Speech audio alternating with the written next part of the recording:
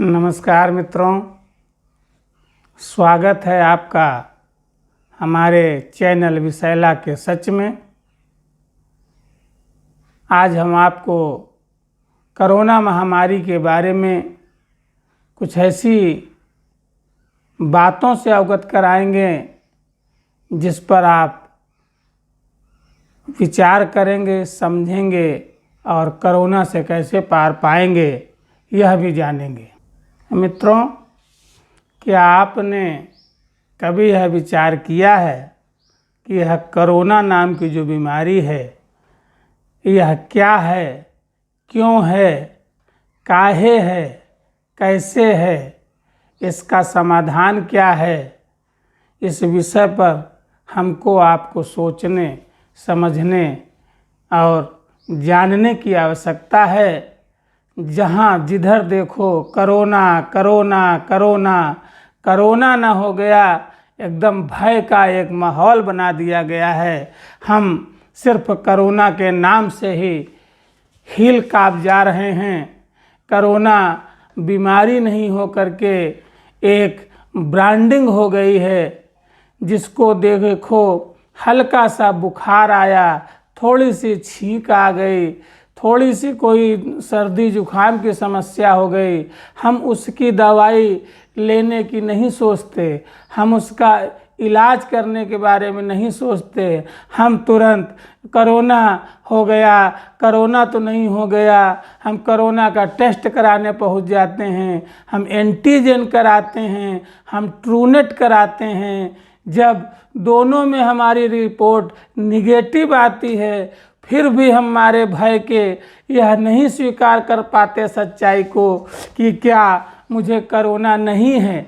हम फिर उससे बढ़कर उससे बड़ी वाली जांचें RT-PCR जिसको बोलते हैं उसको कराते हैं। उसमें पॉजिटिव आ गया तो बहुत अच्छी चीज़ है, नहीं आया तो हम CT स्कैन कराने के लिए चले जाते हैं। हम तब तक जांच दर जांच कराते हैं जब तक कि हमको कोई यह ना बता दे कि आपको कोरोना हो गया है।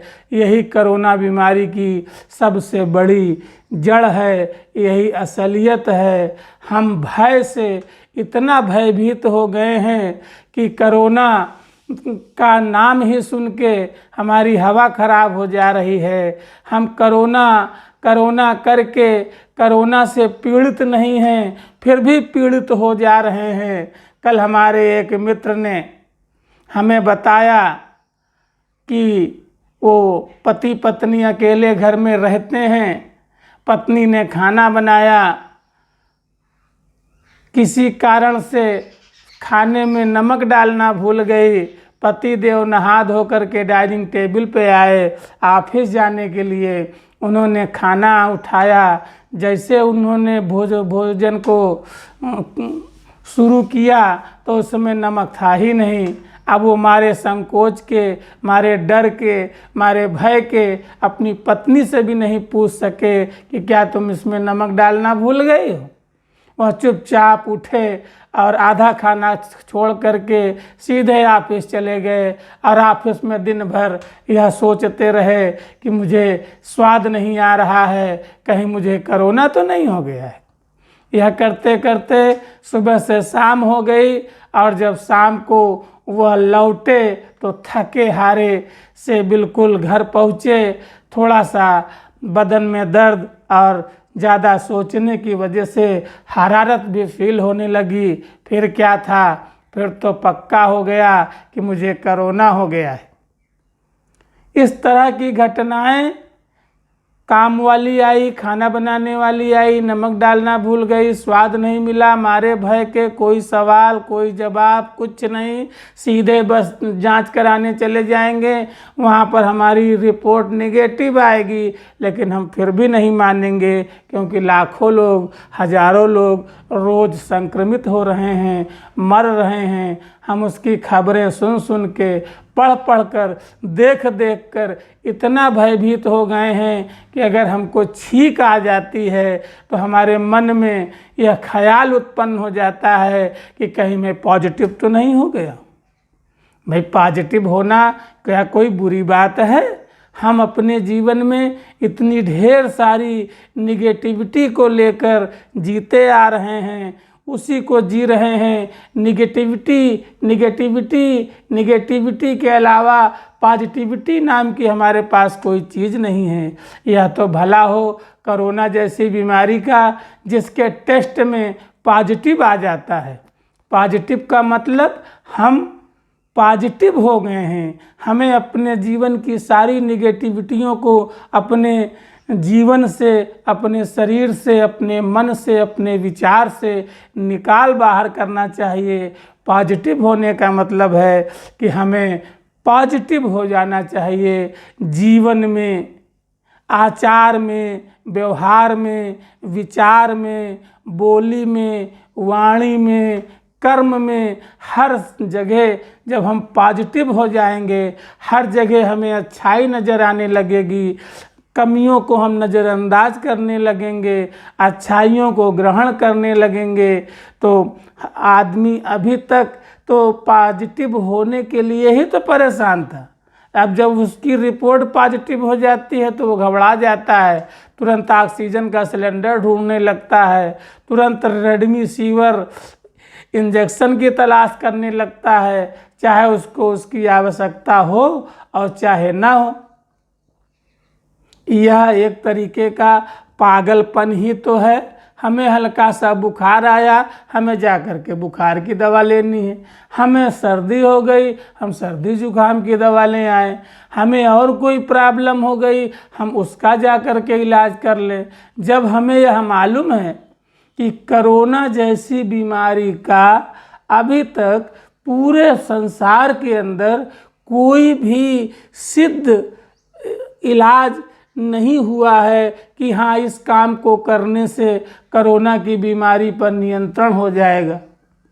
यह पूरे विश्व की बात मैं बता रहा हूँ, भारतवर्ष और उत्तर प्रदेश की बात नहीं। तो जब जिस बीमारी का अभी तक कोई इलाज ही उपलब्ध नहीं है, तो हम उस बीमारी से इतना भयभीत हैं कि हम तुरंत, हाँ ठीक है, मास्क लगाइए, सोशल डिस्टेंसिंग करिए, सैनिटाइज़र का यदा कदा प्रयोग कर लीजिए। बहुत ज़्यादा अल्कोहल हाथ में लगाने की आवश्यकता नहीं है, यह पीने की चीज़ है, लगाने की नहीं। लेकिन फिर भी हम इतना भयभीत ना हो जाएं कि हमारा मनोबल टूट जाए, हमारा आत्मबल टूट जाए। हमें कोरोना हुआ नहीं कि हमको मौत दिखाई पड़ने लगती है, लगता है कि हम अब कुछ ही दिन के मेहमान हैं, अब क्या होगा, कैसे करेंगे, ऑक्सीजन नहीं है, सिलेंडर नहीं है, वेंटिलेटर नहीं है, अस्पताल में जगह नहीं है, दवाएं नहीं हैं। क्या इन सब चीज़ों की आपको ज़रूरत है? विचार कीजिए, कतई नहीं है। आज भी हॉस्पिटलों में कोरोना के नाम पर जब आपकी रिपोर्ट पॉजिटिव आती है तो आपको घर पर आइसोलेट होने की, क्वारंटीन होने की सलाह दी जाती है कि आप घर में 14 दिन आराम से एकांत में रहें, अपने सोचें, विचारें और यह समझें कि अब मैं पॉजिटिव हो गया हूँ तो आगे से मुझे ऐसा काम करना है कि अब मैं अपने जीवन में सब तरफ पॉजिटिव ही तलाश करूँगा, पॉजिटिविटी को ही देखूँगा, किसी का अहित नहीं करूँगा, किसी की बुराई नहीं करूँगा, हमेशा लोगों की भलाई के बारे में सोचूँगा। लेकिन होता क्या है, हम पॉजिटिव होने के बाद हम डिप्रेशन में चले जा रहे हैं। हमें अपने आँख के सामने मौत नज़र आने लग रही है। हमारे घर परिवार वाले, इष्ट मित्र, दोस्त यार, यहाँ तक कि पति पत्नी, बेटे, सगे संबंधी सब साथ छोड़ देते हैं। आदमी क्वारंटाइन में चला जाता है, आइसोलेट हो जाता है, तो वो इतना ज़्यादा अकेलापन बर्दाश्त नहीं कर पाता और वो उसी में घुटने लगता है। घुटते घुटते वो डिप्रेशन में चला जाता है। घुटते घुटते उसका पल्स, उसकी बीपी, उसका ऑक्सीजन लेवल घटने बढ़ने लगता है।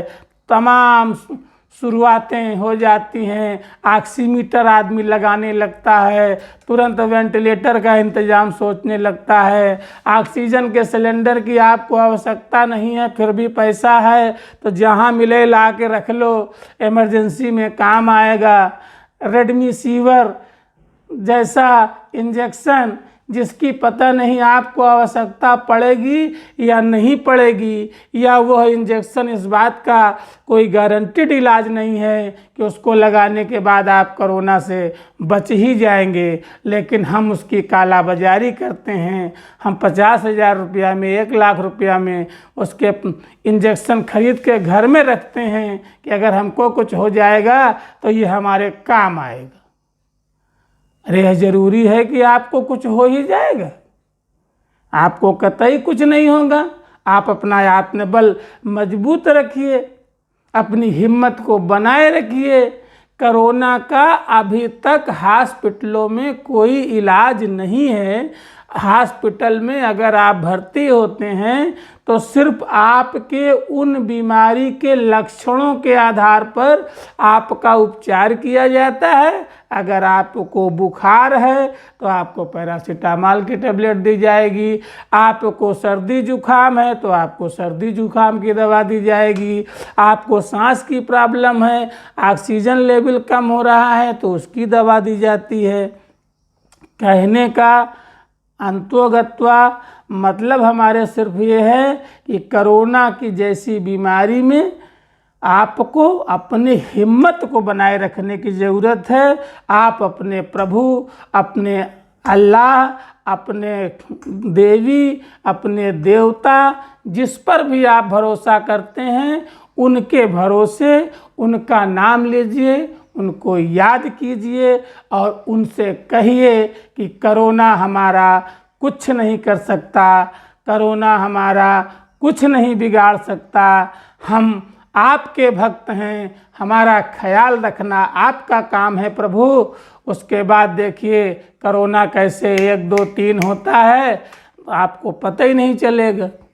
इसलिए मेरे कहने का मतलब है कि आप कोरोना से डरिए बिल्कुल नहीं, अपनी हिम्मत को बनाए रखिए।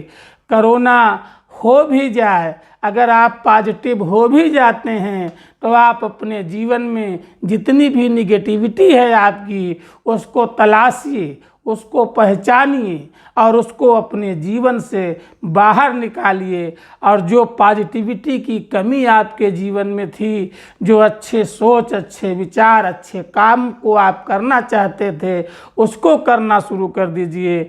जब आप पॉजिटिव हो जाएंगे, मेरे कहने का मतलब है think positive, do positive, live positive, be positive. आप पॉजिटिव होने के साथ इतने सारे और भी पॉजिटिव लोगों को अपने साथ जोड़ लीजिए और फिर देखिए कोरोना कैसे 1 2 3 हो करके भागेगा कि आपको पता ही नहीं लगेगा कि यह कभी हमारे पास आया भी था। इन्हीं शब्दों के साथ हम आपसे आग्रह करते हैं कि आप कोरोना से डरें नहीं, कोरोना से लड़ें और इस बीमारी को हराएं और लोगों का मनोबल बढ़ाएं। जय हिंद, जय भारत।